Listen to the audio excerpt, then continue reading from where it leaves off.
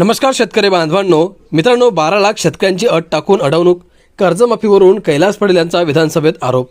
ही संपूर्ण माहिती आपण या व्हिडिओच्या माध्यमातून जाणून घेणार आहोत।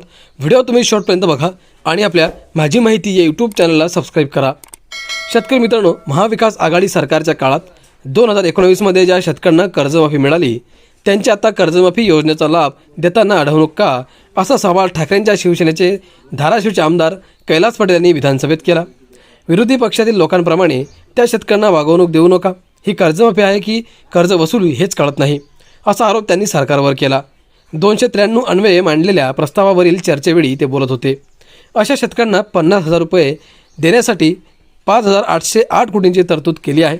त्या बदल्यात शेतकऱ्यांना बँकेत किती पैसे भरावे लागतील हे जाहीर करा, असेही त्यांनी सूचित केले।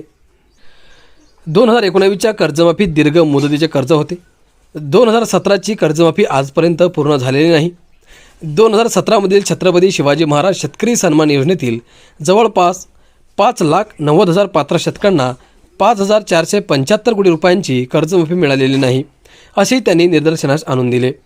केंद्र सरकारकडे उद्योगपतींचे 16 लाख कोटी कर्जमाफी करायला पैसे आहेत, पण शेतकऱ्यांच्या कर्जमाफी करायला पैसे नाहीत। 2014 नंतर कर्जमाफी केली का, असा सवालही त्यांनी केला। उद्धव ठाकरे मुख्यमंत्री असताना 2019मध्ये त्यांनी 32 लाख शेतकऱ्यांची कर्जमाफी केली होती।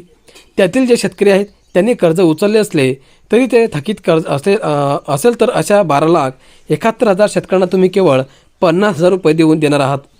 समजा त्यावेळी 2 लाख रुपयांची कर्जमाफी होती, नंतर त्याला पुन्हा 2 लाख रुपये कर्ज मिळाले असेल आणि ते थकीत राहिले, त्या 2 लाखांचे 3 लाख झाले। 3 लाखांतील 2.5 लाख रुपये भरल्यानंतरच सरकार 50,000 रुपये देणार आहे। त्या शेतकऱ्यांकडे 2.5 लाख असते तर त्याचे कर्ज थकीत राहिले असते का, त्याने पैसे कुठून आणायचे, असे सवाल त्यांनी उपस्थित केले।